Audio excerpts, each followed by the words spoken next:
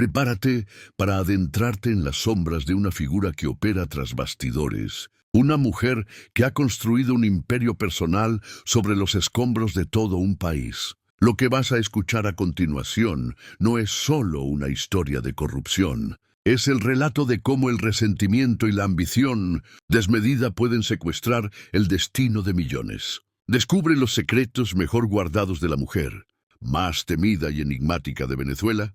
Si te atrae este tipo de contenido, no olvides suscribirte a nuestro canal Muros del Poder. Nosotros publicamos un video nuevo cada día.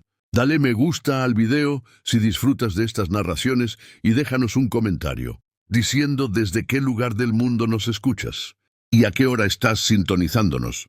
Existen personajes en la historia moderna que actúan bajo las luces deslumbrantes de la celebridad, vociferando sus verdades desde los balcones de palacios presidenciales y abarrotando plazas con discursos incendiarios. Sin embargo, hay otras figuras mucho más letales y misteriosas, que eligen maniobrar en la oscuridad, desplazándose con la distinción silenciosa de un depredador que no requiere rugir para aniquilar. En las entrañas de una Caracas fracturada, donde las estructuras modernas de los años 70 colapsan bajo la carga del descuido y donde la selva de asfalto ha sido reconquistada por la pobreza extrema, convive una realidad paralela, imperceptible para el ciudadano de a pie.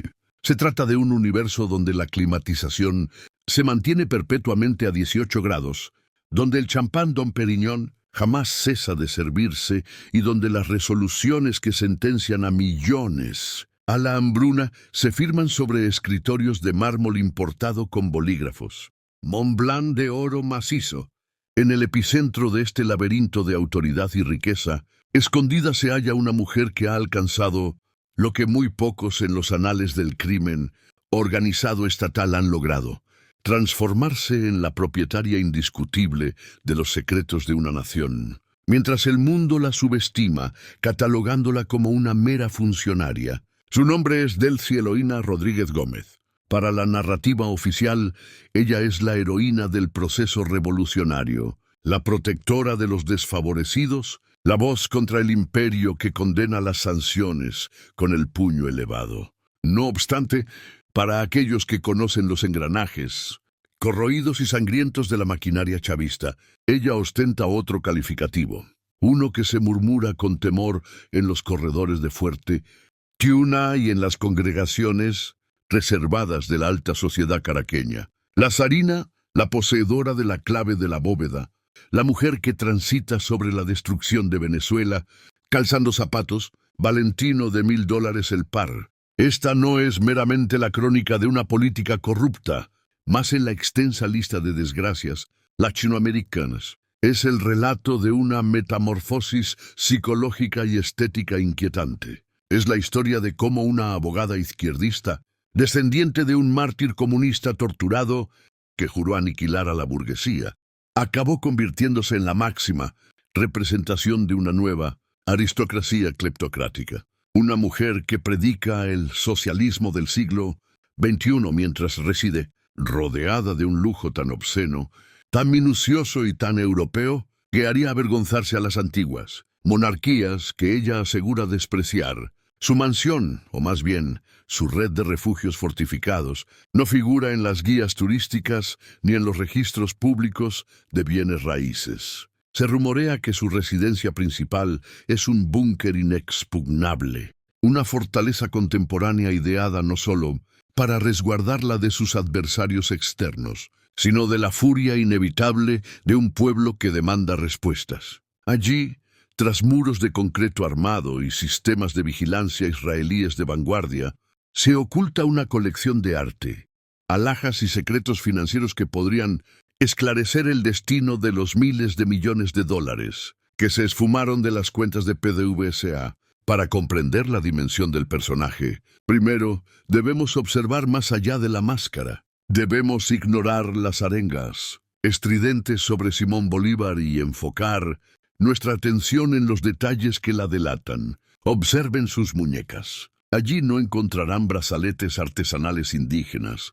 sino relojes Cartier y Rolex cuyo valor equivale a lo que un médico venezolano ganaría. en 3 siglos de labor ininterrumpida. Observen sus desplazamientos. No son giras laborales en vuelos comerciales, sino expediciones clandestinas en jets privados, Gulfstream y Bombardier. Aeronaves que atraviesan el Atlántico cargadas no con valijas diplomáticas, sino con maletas pesadas cuyo contenido ha provocado crisis internacionales. Delcy Rodríguez es el cerebro gélido detrás del caos ardiente de Nicolás Maduro. Si él es el rostro visible, el hombre del bigote y los bailes torpes que absorbe la burla mundial, ella es la arquitecta de la supervivencia del régimen. Ella es quien diseñó la ingeniería financiera para burlar las sanciones de la OFAC. Ella es quien negocia en un inglés fluido con los banqueros de Turquía, los emisarios de Qatar y los agentes de inteligencia de Moscú. Y por encima de todo, ella es quien administra el terror y el oro con la misma eficacia burocrática. En este relato vamos a penetrar los muros de silencio que circundan su vida privada. Viajaremos desde las pistas heladas del aeropuerto de Barajas en Madrid hasta los rincones más sombríos del arco minero del Orinoco. Abriremos metafóricamente esas maletas que nadie quiso revisar y descubriremos la terrible verdad sobre la mansión mental de Delcy Rodríguez, un lugar donde la ideología es solo un disfraz para la avaricia pura y donde el poder absoluto ha corrompido no solo su ética, sino su propia conexión con la realidad humana. Acompáñanos en este descenso al núcleo de las tinieblas venezolanas, porque lo que vas a descubrir te hará cuestionar cómo es factible que, en pleno siglo XXI, una sola familia pueda secuestrar el destino de 30 millones de personas y convertir un país entero en su cuenta bancaria personal. Para captar la verdadera naturaleza del imperio de sombras que Delcy Rodríguez ha edificado, no necesitamos especular sobre rumores de pasillo. Solo necesitamos rebobinar la cinta de la historia hasta la madrugada gélida del 20 de enero de 2020.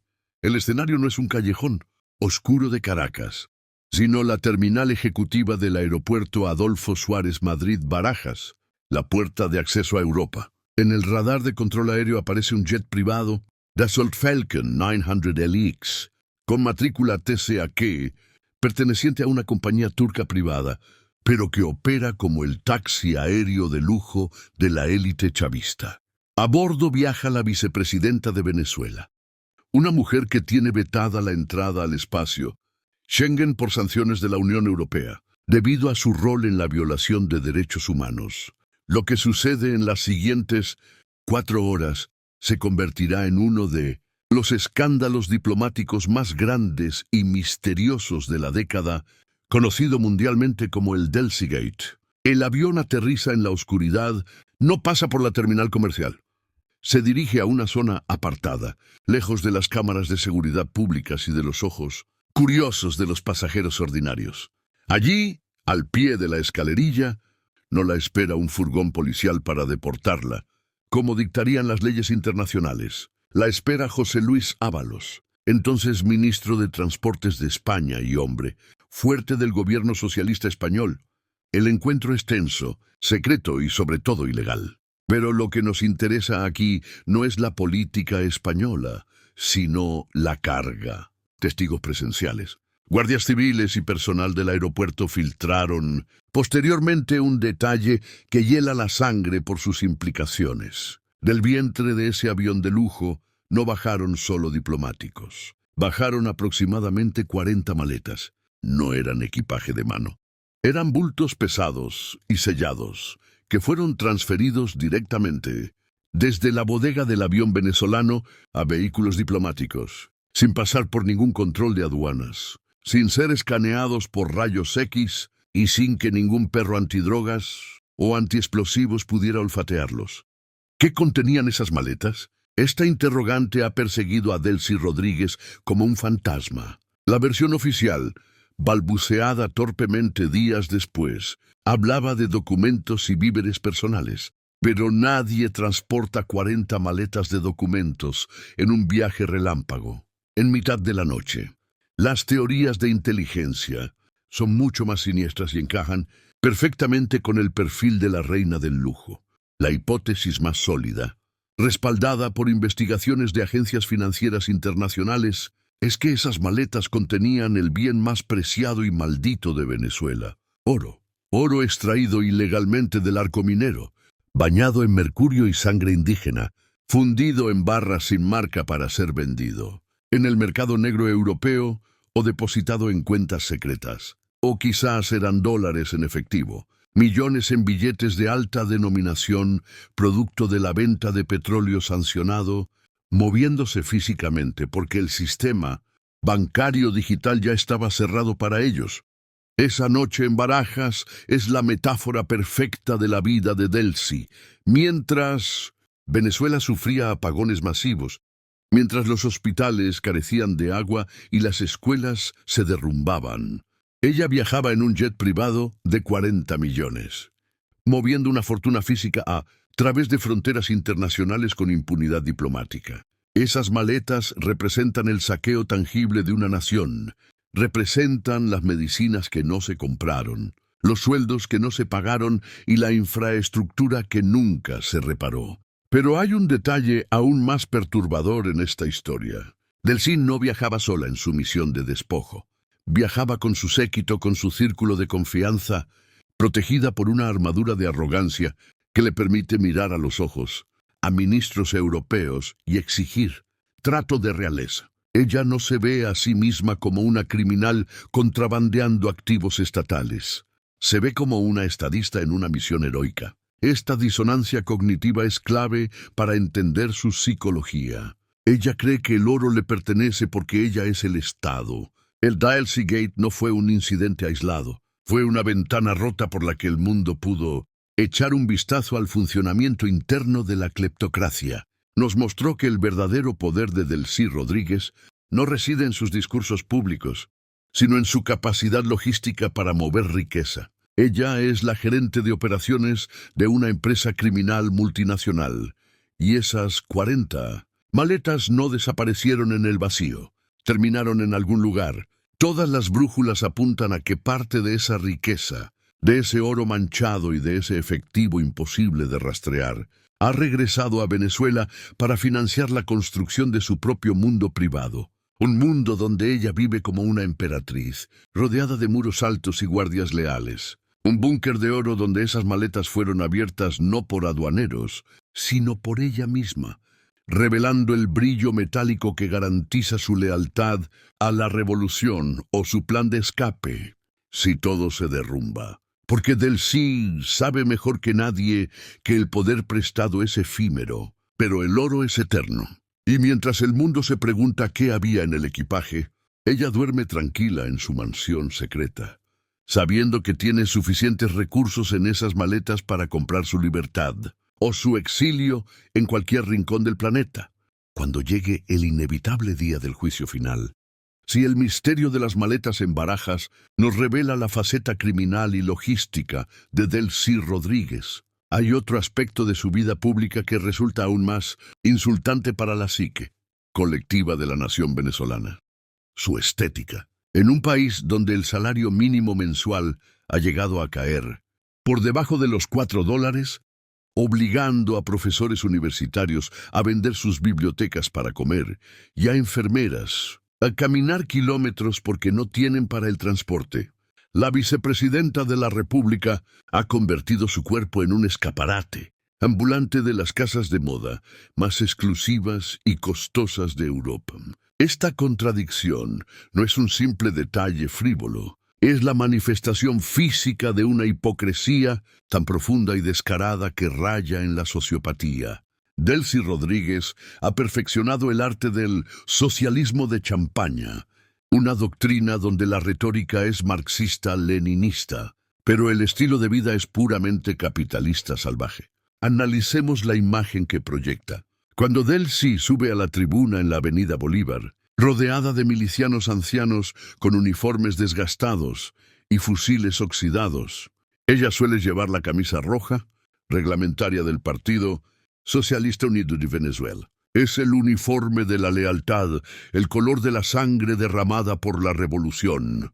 Pero si bajamos la mirada, Si nos detenemos en los detalles que las cámaras de televisión oficialista intentan no enfocar en primer plano, la ilusión de igualdad proletaria se desmorona instantáneamente.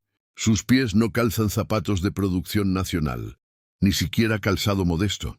Sus pies, esos que nunca pisan el barro de los barrios si no es para una foto rápida, suelen estar envueltos en cuero italiano de la más alta calidad. Hemos visto a la defensora del pueblo luciendo tacones Valentino, Garavani con sus distintivas tachuelas doradas, un parque en las boutiques de la Quinta, Avenida de Nueva York o en la Rue Saint-Honoré de París. Se vende por no menos de $1,100. Hagan la matemática del hambre. Esos zapatos que ella desgasta en una sola tarde de mitin político, gritando contra el bloqueo criminal, cuestan el equivalente a 366 meses de salario mínimo de un pensionado venezolano. 30 años de trabajo honesto de un anciano, condensados en el accesorio que ella usa para pisar el suelo. Y la lista de marcas es un catálogo de la élite global que ella dice odiar. Pañuelos de seda, Louis Vuitton con el monograma LV perfectamente visible, gafas de sol Cartier con monturas de oro, bolsos Chanel acolchados que cuestan más que un apartamento en el centro de Caracas hoy en día. Esta obsesión por el lujo de marca no es accidental. En la psicología del poder chavista, el acceso a bienes de consumo exclusivos se ha convertido en el verdadero símbolo de estatus y jerarquía. Ya no se trata de quién ha leído más a Marx, sino de quién puede comprar más en Harrods. Delcy Rodríguez encarna esta mutación grotesca de la ideología. Ella no ve contradicción alguna en denunciar la guerra económica de Estados Unidos mientras se viste con los productos, insignia de esa misma economía occidental. Para ella, el lujo es un derecho divino adquirido por su posición en la cúpula. Es una forma de decir, yo gané, nosotros ganamos y ustedes, los que aplauden abajo, perdieron. Pero hay algo aún más oscuro en su estilo. A diferencia de las esposas de otros dictadores históricos como Imelda Marcos o Elena Ceausescu, que intentaban parecer reinas tradicionales, Delcy mezcla el lujo con una estética de severidad y dureza. Sus trajes de sastre, cortados a medida con telas importadas, proyectan una imagen de tecnócrata intocable. Ella se viste como una CEO de una corporación multinacional, no como una líder revolucionaria. Y en cierto sentido, eso es exactamente lo que es. La directora ejecutiva de Venezuela S.A., una empresa en liquidación donde ella y su familia están extrayendo los últimos activos valiosos antes del cierre definitivo. El fashionismo revolucionario de Delcy es un arma de guerra psicológica. Al exhibir impúdicamente su riqueza en la cara de un pueblo hambriento, está enviando un mensaje de poder absoluto e impunidad. Está diciendo que las reglas de la austeridad se aplican a la masa, no a la élite. Cada vez que aparece en televisión con un nuevo conjunto de Carolina Herrera, está normalizando la desigualdad abismal que su gobierno ha creado. Está rompiendo la moral de sus oponentes, demostrando que las sanciones internacionales no la han tocado, que su acceso al mundo de lujo sigue intacto y que, mientras el país se hunde en la oscuridad de los apagones, ella seguirá brillando con el resplandor de los diamantes y la seda. Es el cinismo elevado a la categoría de arte, una bofetada con guante de seda en el rostro de cada venezolano que tiene que decidir entre comprar comida o medicinas. Si sus zapatos Valentino son el símbolo público de su desconexión con la realidad, su residencia privada es el monumento físico a su miedo. A diferencia de los narcotraficantes de la vieja escuela como Pablo Escobar o Griselda Blanco, que construían haciendas extravagantes con zoológicos y pistas de aterrizaje para gritarle al mundo, miren lo rico que soy. Delcy Rodríguez pertenece a una nueva generación de criminales de Estado, los que valoran el silencio y la invisibilidad por encima de todo. Su mansión no es un palacio para ser admirado desde fuera. Es un búnker diseñado para no ser visto. Una cápsula de supervivencia de lujo enterrada en el corazón de una ciudad hostil. La ubicación exacta de su residencia principal, Es uno de los secretos mejor guardados de la inteligencia venezolana. Se rumorea que habita una propiedad fortificada en la exclusiva zona del Country Club, o en las colinas inexpugnables de Altamira, zonas que irónicamente fueron bastiones de la vieja oligarquía que el chavismo juró destruir y que ahora ha expropiado y ocupado. Pero no busquen una fachada ostentosa. Lo que verán desde la calle son muros perimetrales de 5 metros de altura, coronados no con bugambillas decorativas, sino con cercas eléctricas de alto voltaje, alambre de cuchillas tipo concertina y cámaras de seguridad, con reconocimiento facial que giran silenciosamente, escaneando cada vehículo que pasa. Detrás de esos muros grises y anónimos se esconde una realidad paralela. Al cruzar los portones blindados de acero reforzado, el ruido y el caos de Caracas desaparecen. El aire sucio y caliente de la ciudad es reemplazado por una brisa artificialmente climatizada y purificada. El sonido de las cacerolas de protesta y las sirenas de policía se ahoga bajo el murmullo de fuentes zen y sistemas de aislamiento acústico de grado militar. Aquí, en su fortaleza invisible, Delcy Rodríguez ha construido un oasis que es al mismo tiempo una prisión dorada. La arquitectura de su hogar refleja su paranoia. Las ventanas no son de vidrio común, son paneles de policarbonato balístico capaces de resistir impactos de fusiles de asalto. Se dice que la casa cuenta con un sistema de generación eléctrica independiente, una planta industrial capaz de iluminar un pequeño pueblo, garantizando que cuando el resto de Venezuela se sumerge en las tinieblas de los apagones nacionales que ella misma administra, sus candelabros de cristal sigan brillando y sus neveras industriales sigan enfriando el caviar y el salmón importado. Tienen pozos de agua profunda propios, sistemas de filtración y reservas de alimentos, suficientes para resistir un asedio de meses. Es una casa diseñada no para vivir, sino para sobrevivir al colapso que ella misma ha provocado. El interior de la mansión es el museo de la cleptocracia. Si pudiéramos caminar por sus pasillos, veríamos dónde terminaron las ganancias de esas maletas de barajas y el oro del arco minero. Las paredes están adornadas con obras de arte venezolano contemporáneo, piezas de Cruz Diez y Soto, compradas a precios de remate a familias ricas que huyeron del país o incautadas bajo excusas legales dudosas. Los muebles no son de producción local, son piezas de diseño italiano contemporáneo, sofás de cuero, poltrona frau y mesas de Roche-Beaubois, traídos en contenedores diplomáticos que nunca pasaron por aduana. Pero el verdadero corazón de esta mansión no es el salón de fiestas, sino el sótano. Al igual que en las historias de la mafia, la verdadera vida de Delcy ocurre bajo tierra. Se habla de una sala de situación privada, un centro de comando con pantallas gigantes conectadas a las cámaras del SEBIN, desde donde puede monitorear las protestas y dar órdenes a los cuerpos de represión sin salir de su bata de seda. Y por supuesto la bóveda. Una habitación reforzada, climatizada para evitar la humedad, donde no se guardan libros, sino activos tangibles. Pilas de dólares en efectivo empacados al vacío para evitar que se pudran. Barras de oro sin cereales y discos duros encriptados con la contabilidad negra del régimen.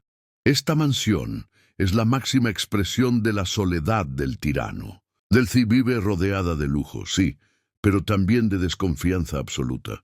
Sus guardias de seguridad no son venezolanos comunes, son seleccionados de unidades de élite o importados de países aliados, hombres que no hablan con nadie, y cuya lealtad se compra con sueldos en divisas que superan cualquier imaginación.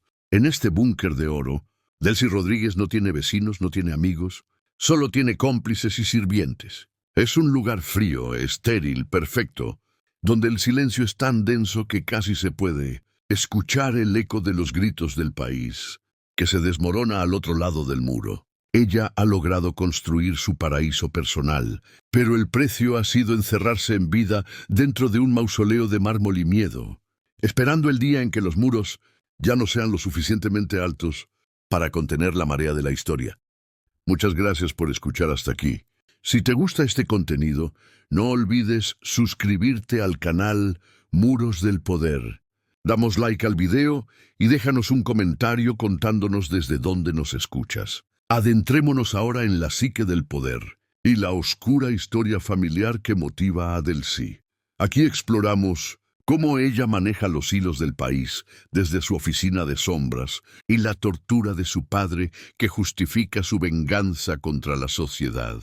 Si Nicolás Maduro es el rostro público del régimen, el hombre que baila salsa en televisión y grita consignas antiimperialistas para mantener entretenida a la base radical, Delcy Rodríguez es el sistema operativo silencioso que mantiene la maquinaria funcionando. El verdadero centro de poder de Venezuela no está en el Palacio de Miraflores, con sus salones protocolares llenos de fantasmas y micrófonos ocultos. El verdadero centro de mando está en el estudio privado de su mansión fortificada, una habitación donde la temperatura siempre es gélida y donde el destino económico de 30 millones de personas se decide con la frialdad de un algoritmo bancario. Es en esta oficina de las sombras donde Delcy se quita la máscara de agitadora política y asume su verdadero rol, el de la gerente general de Venezuela.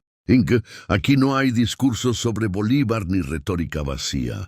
Aquí solo hay pragmatismo brutal. Sentada detrás de un escritorio de madera maciza, probablemente importado de Italia, y rodeada de pantallas que muestran los flujos financieros en tiempo real, ella gestiona lo que queda de la riqueza nacional. Mientras el país se derrumba afuera, ella coordina la venta de oro ilícito a refinerías en Turquía, negocia los envíos de petróleo, fantasma a través de flotas navieras oscuras en Asia y mueve millones de dólares en criptomonedas para evadir el radar del Departamento del Tesoro de los Estados Unidos. Los testigos que han tenido acceso a este círculo íntimo describen una atmósfera de tensión casi clerical. Los generales del ejército, hombres con el pecho lleno de medallas y armas al cinto, entran a esta oficina con la cabeza gacha, como escolares llamados a la dirección. ¿Saben por qué? Aunque ellos tienen los tanques, ella tiene la chequera. Ella controla el presupuesto secreto, las partidas negras que financian la lealtad de la cúpula militar. Ella decide quién recibe dólares preferenciales y quién se queda con bolívares sin valor. En la práctica, ella es la dueña del oxígeno que permite respirar al régimen. Una firma suya en un documento confidencial puede significar la importación de alimentos de lujo para los bodegones de las Mercedes, o la compra de equipos antidisturbios para reprimir una protesta en Katia.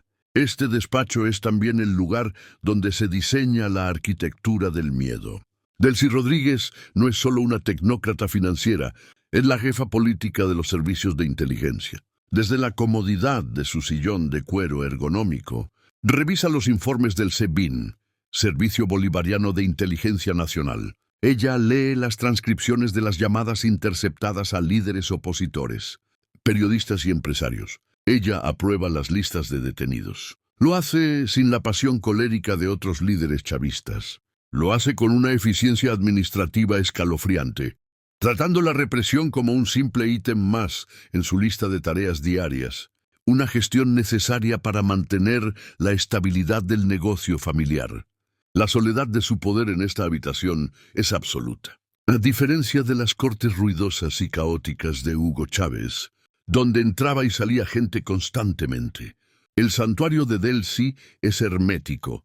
Solo un puñado de asesores de máxima confianza, su hermano Jorge y quizás un par de enlaces internacionales tienen acceso.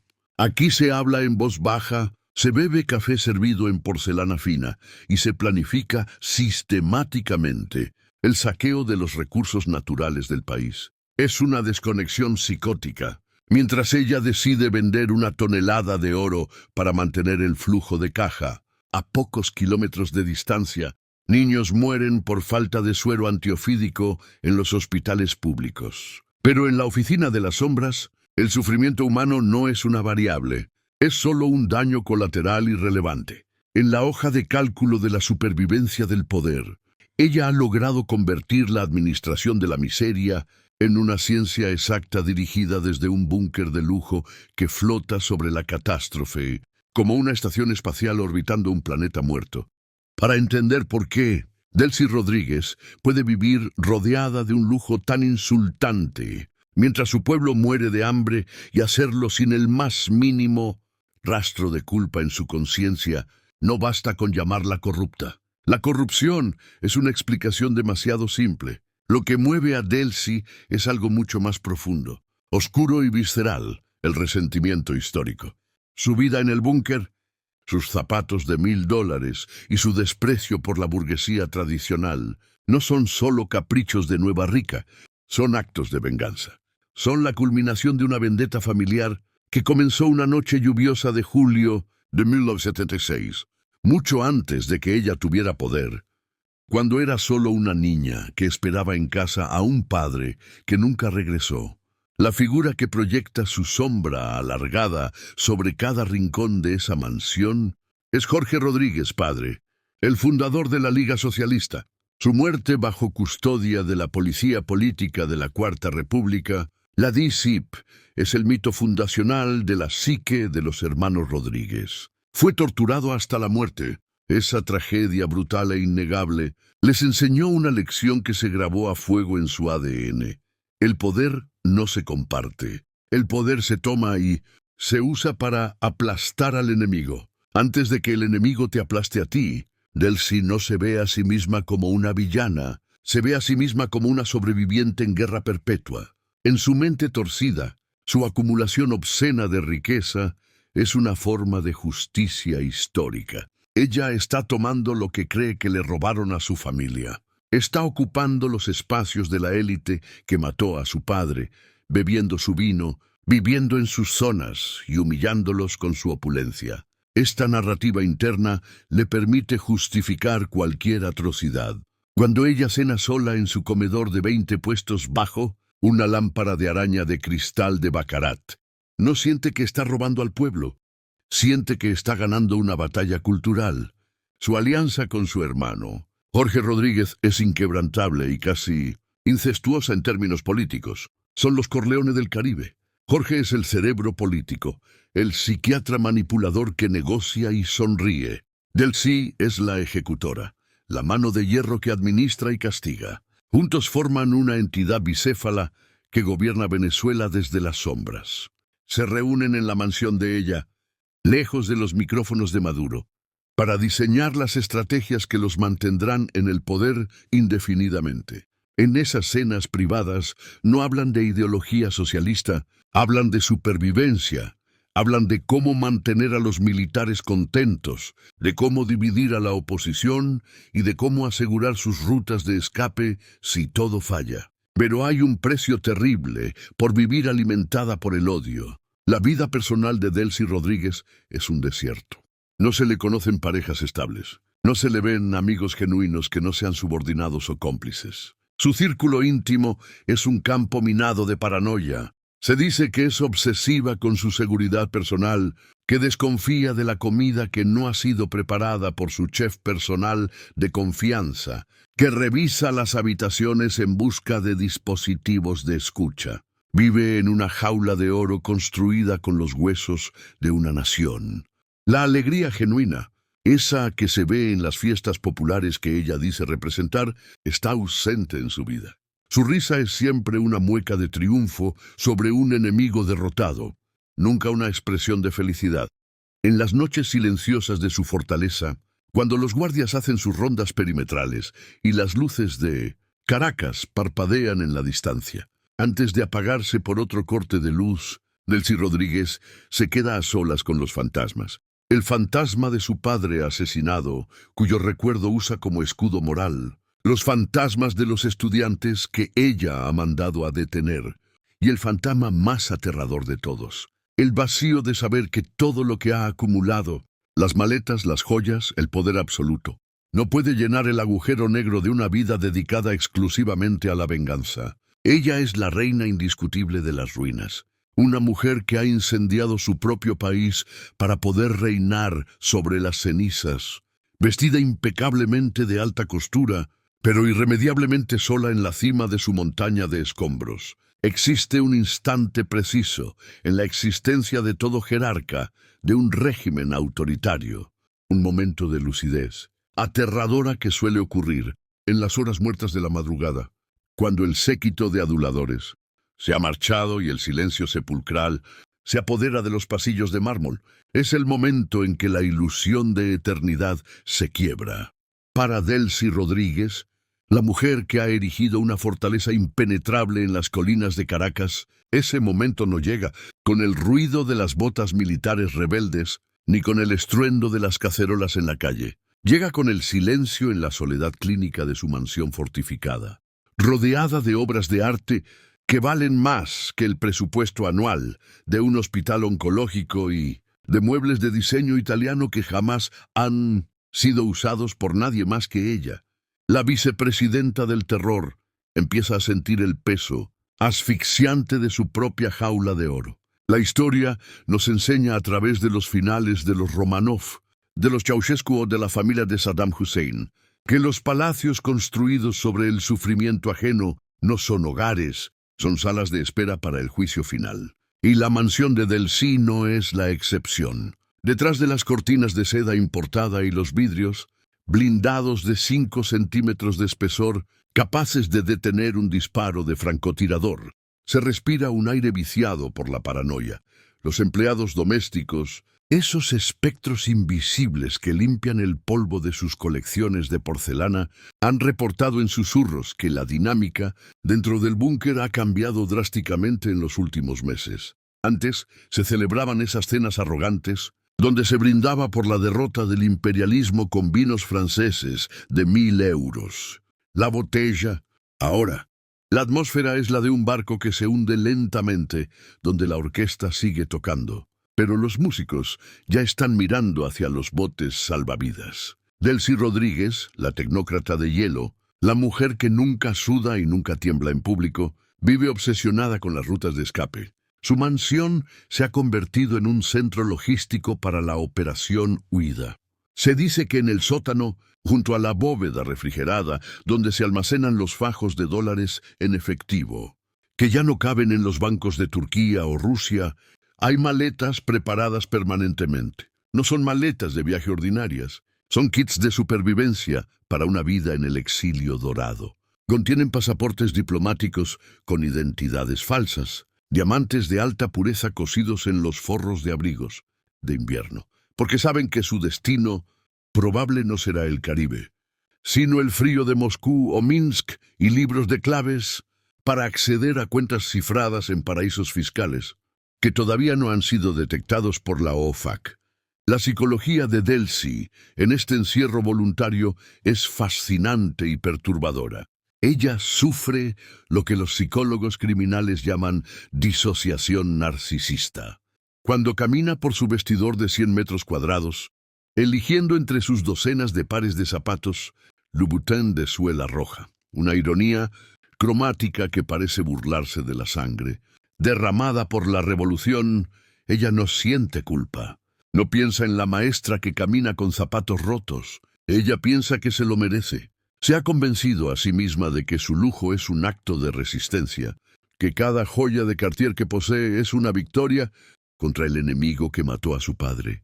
Pero debajo de esa capa de arrogancia ideológica late un miedo primitivo, el miedo a terminar como Ghislaine Maxwell o como los hijos de Gaddafi. Ese miedo se manifiesta en su obsesión por el control. La seguridad de la mansión ya no está en manos de venezolanos. Delcy no confía en su propia gente. Los anillos internos de protección están compuestos por contratistas extranjeros, hombres que no hablan español, que no tienen familia en los barrios de Caracas y que no dudarían en disparar contra una multitud hambrienta si reciben la orden y el pago en oro. La mansión se ha vuelto una isla extranjera en suelo venezolano. Incluso la comida es importada. Mientras el país come carbohidratos de mala calidad de las cajas Clap, en la cocina de Delcy se procesan ingredientes traídos en vuelos privados desde Europa, analizados toxicológicamente antes de llegar a su plato, porque el temor al envenenamiento es la sombra constante de los tiranos modernos. Pero lo más trágico de esta etapa final no es el miedo a la muerte, sino el miedo a la traición. En las noches de insomnio, Delcy debe preguntarse quién será el primero en venderla. ¿Será su hermano Jorge, el psiquiatra manipulador que siempre ha sabido caer de pie? ¿Será Nicolás Maduro quien podría entregarla como trofeo para salvar su propio pellejo en una negociación final con Estados Unidos? ¿O será alguno de sus testaferros, esos hombres grises, que guardan sus secretos financieros y que ahora ven cómo el cerco judicial se estrecha? La mansión diseñada para mantener a los enemigos afuera ha terminado, encerrándola con sus peores demonios adentro. Las paredes de su búnker, revestidas de maderas preciosas y obras de arte abstracto, son testigos mudos de conversaciones frenéticas por teléfonos satelitales encriptados, conversaciones donde ya no se habla de patria, socialismo o muerte, sino de visas doradas, de asilo político en países sin tratado de extradición y de cómo mover toneladas de oro, físicos sin ser detectados por los satélites de la inteligencia norteamericana. Es el síndrome del Titanic. Mientras el barco choca contra el iceberg de la realidad económica y social, la clase de primera se asegura los chalecos salvavidas y cierra las rejas para que los pasajeros de tercera no suban a la cubierta. Y así, Delcy Rodríguez espera. Espera el error fatal, espera la traición inevitable, espera el sonido del teléfono rojo que le anunciará que el tiempo se ha acabado. Su mansión, esa estructura imponente que debía ser el monumento a su poder eterno, se ha transformado en un mausoleo prematuro. Un lugar donde el tiempo se ha detenido, donde el lujo ha perdido su sabor y donde el silencio es tan denso que casi se pueden escuchar los fantasmas del pasado arañando las puertas blindadas, exigiendo entrar para cobrar una deuda que no se paga con dinero, sino con justicia. Ella es la reina de un tablero de ajedrez que está ardiendo, aferrada a su trono mientras las piezas a su alrededor se convierten en ceniza, sabiendo en lo más profundo de su ser que no existe búnker lo suficientemente profundo para esconderse de la historia. Visualicemos por un instante el día después, el día cero, el momento exacto en que la historia, que a veces parece dormida o cómplice, despierta con un rugido ensordecedor y decide cobrar todas las deudas pendientes de golpe. No sabemos la fecha exacta en el calendario. Podría ser en 2026, en 2030 o quizás mañana mismo, porque los regímenes que parecen hechos de granito suelen tener pies de barro, que se disuelven bajo la lluvia de la realidad. Pero sabemos, con la certeza matemática de quien ha estudiado la caída de los imperios, que ese día llegará. Y cuando llegue, el epicentro simbólico del colapso no será el Palacio de Miraflores, un edificio público ya vacío de significado, sino esta fortaleza privada, esta mansión, en las colinas de Caracas que Delcy Rodríguez construyó como un monumento a su propia impunidad. Imaginemos la escena con la precisión de una película de alta definición. Las rejas de acero reforzado, esas que costaron millones de dólares y fueron diseñadas para detener camiones bomba, finalmente cederán no ante la fuerza de un ejército invasor, sino ante la presión hidráulica de una multitud incrédula, hambrienta de verdad y cansada de miedo. Cuando los primeros ciudadanos, acompañados por periodistas internacionales y fiscales de la transición, crucen el umbral prohibido de la propiedad, lo que sentirán no será triunfo, sino un escalofrío. El aire dentro del recinto tendrá una densidad diferente. Será el aire viciado de un tiempo detenido, una mezcla olfativa de productos de limpieza industriales, cera para muebles antiguos y ese olor inconfundible y rancio que dejan el miedo y la huida precipitada. Lo que encontrarán dentro no será simplemente una casa de lujo abandonada. Será la escena del crimen más grande, compleja y dolorosa de la historia de América Latina. Será un museo involuntario de la infamia, una cápsula del tiempo que ha preservado la patología del chavismo en su estado más puro. Los visitantes caminarán por el vestíbulo principal, como arqueólogos que entran en la tumba de un faraón olvidado, iluminando con linternas los rincones que permanecieron en la penumbra durante años. El contraste será de una violencia visual insoportable. Afuera, un país en ruinas, donde las escuelas no tienen techos, donde los hospitales huelen a muerte y lejía barata, y donde la oscuridad de los apagones es la norma. Adentro, un universo paralelo de opulencia intacta, brillante, insultante. Al recorrer los pasillos, verán las paredes adornadas con obras de arte que fueron arrancadas del patrimonio nacional o compradas a precio de remate a familias desesperadas que vendían sus recuerdos para pagar un pasaje de huida. Cuadros de maestros cinéticos venezolanos, piezas de Soto y Cruz Diez que deberían estar en museos públicos para el disfrute de los niños venezolanos, estarán allí colgados en silencio sobre consolas de mármol. Testigos mudos de escenas conspirativas donde se decidió el destino de millones. Los muebles, sofás de cuero italiano poltrona Frau, que cuestan lo que una enfermera no ganaría en 10 vidas, estarán allí inmaculados, porque en esa casa nunca hubo vida real, nunca hubo niños jugando, nunca hubo amigos genuinos, solo hubo cómplices que se sentaban con rigidez, temiendo que una palabra equivocada los convirtiera en el próximo enemigo. Pero el verdadero horror, la verdadera dimensión del saqueo, se revelará cuando los fiscales abran las puertas dobles del vestidor principal. Será la versión venezolana del Palacio de Imelda Marcos, pero con un matiz más siniestro y tecnocrático. Filas interminables de estanterías iluminadas con luces le demostrarán la obsesión de Delcy Rodríguez. Cientos de pares de zapatos. Valentino con sus tachuelas doradas. Manolo Blahnik de seda. Christian Louboutin de suela roja. Una ironía cromática sangrienta que parece burlarse del sufrimiento del pueblo.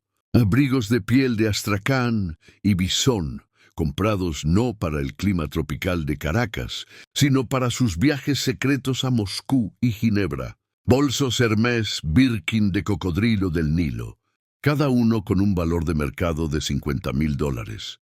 Apilados como si fueran bolsas de supermercado. En ese momento, cada objeto dejará de ser una simple mercancía de lujo para convertirse en una unidad de medida del dolor. La mente colectiva de la nación hará el cálculo automático, la conversión brutal del costo de oportunidad. Al ver un solo par de zapatos de $1,000, la gente no verá moda. Verá las máquinas de diálisis que no se compraron. Al ver una colección de relojes Cartier, no verán ingeniería suiza. Verán los comedores escolares que cerraron por falta de presupuesto. Al ver los vinos Petrus de 5.000 euros, la botella en la bodega climatizada. Verán las ampollas de quimioterapia que nunca llegaron a los niños del JM de los Ríos.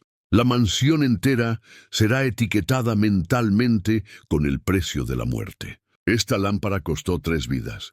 Esta alfombra costó el futuro de una generación. El descenso continuará hacia el corazón de las tinieblas, el sótano.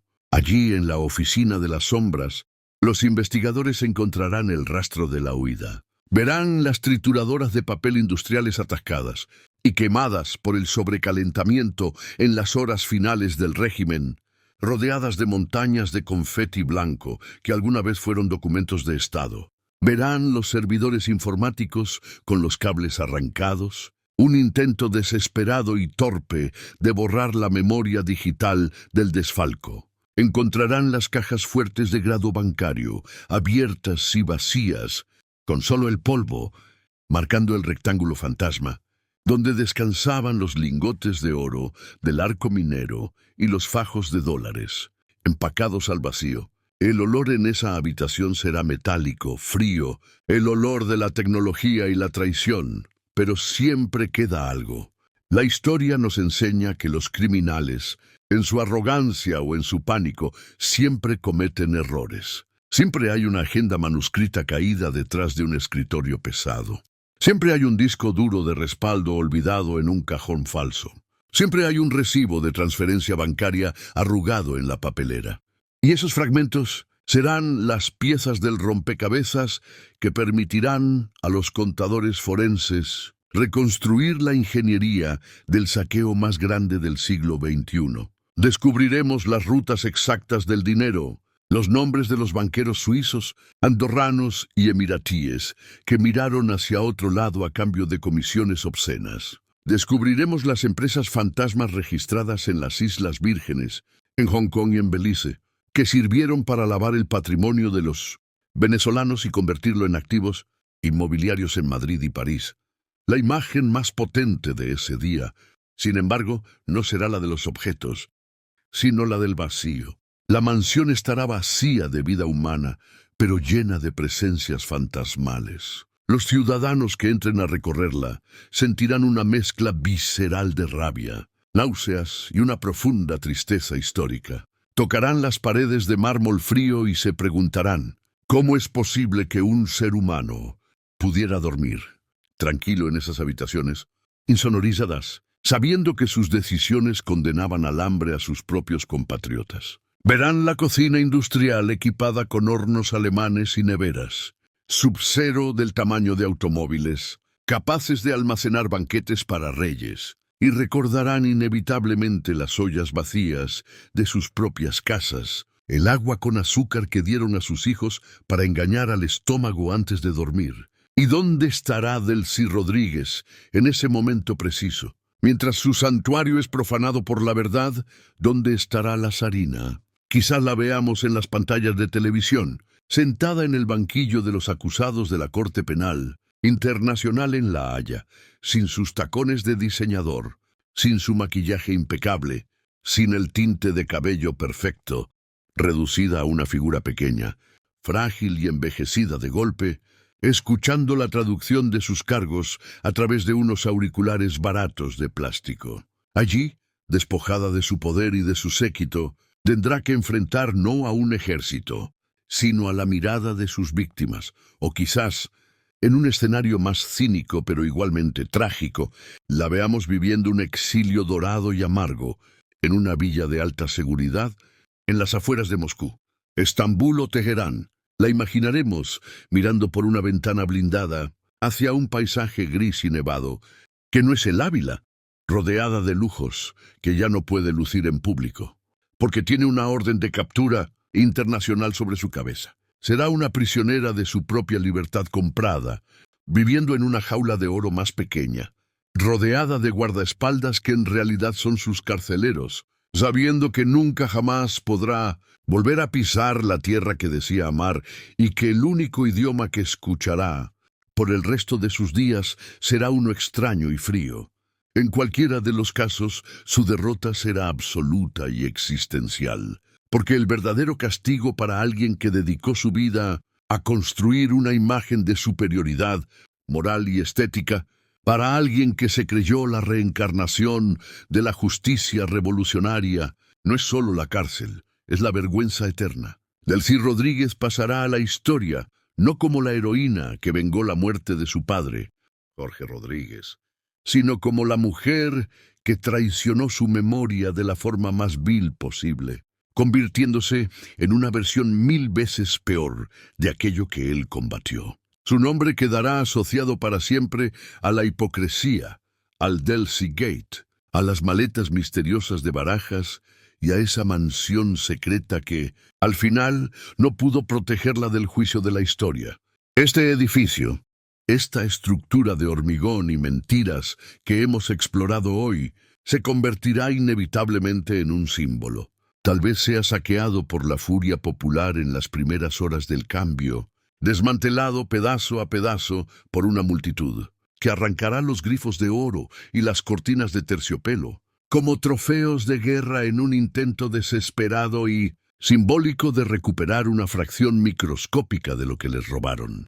O tal vez, y sería el destino más poético y educativo, se convierta en el Museo Nacional de la Corrupción, un lugar de memoria donde las escuelas lleven a los niños del futuro para que vean con sus propios ojos la banalidad del mal, un lugar donde las nuevas generaciones aprendan la lección más dolorosa de su historia, que el socialismo autoritario del siglo XXI no fue un error de cálculo económico, ni una utopía fallida. Fue el mayor atraco a mano armada jamás perpetrado contra una nación, ejecutado por una banda criminal que se disfrazó de gobierno. Y mientras las cámaras se apagan y salimos de este recorrido por las entrañas del poder oscuro, mientras dejamos atrás el eco de los pasos en los salones vacíos, nos queda una certeza inquebrantable, una verdad que brilla más que todo el oro escondido en esas bóvedas.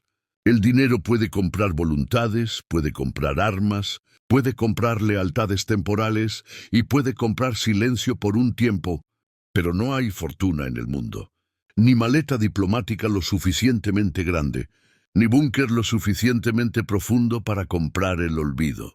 La memoria de un pueblo herido es geológica, lenta pero imparable, y las piedras de este palacio gritarán la verdad mucho, después de que sus ocupantes se hayan convertido en polvo y olvido. Este ha sido el relato atroz, necesario y urgente de la mansión secreta de la mujer más poderosa, enigmática y temida de Venezuela. Una historia que no es solo sobre ladrillos y muebles, sino sobre la condición humana y la corrupción del alma.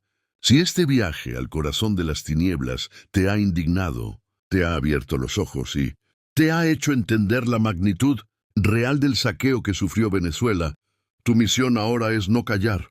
Revienta el botón de me gusta ahora mismo, no como un gesto digital, sino como un acto de rebeldía para que el algoritmo no pueda esconder esta realidad. Suscríbete al canal Muros del Poder y activa la campanita, porque mientras ellos sigan construyendo muros para esconder sus secretos, nosotros seguiremos derribándolos, ladrillo por ladrillo con la fuerza imparable de la verdad. Y ahora quiero dejarte con la pregunta final, la más importante para ti, que eres el verdadero juez de la historia. El día que caiga el régimen y esta mansión quede vacía, ¿qué crees que debería hacer el pueblo de Venezuela con ella? ¿Debería ser convertida en un hospital oncológico infantil financiado con la venta de sus lujos? ¿Debería ser un museo de la memoria o debería ser demolida hasta los cimientos y la tierra sembrada de sal para que nunca más crezca la hierba de la corrupción? En ese lugar, déjame tu sentencia, tu rabia y tu propuesta en los comentarios. Los leeré todos. Nos vemos en la próxima investigación.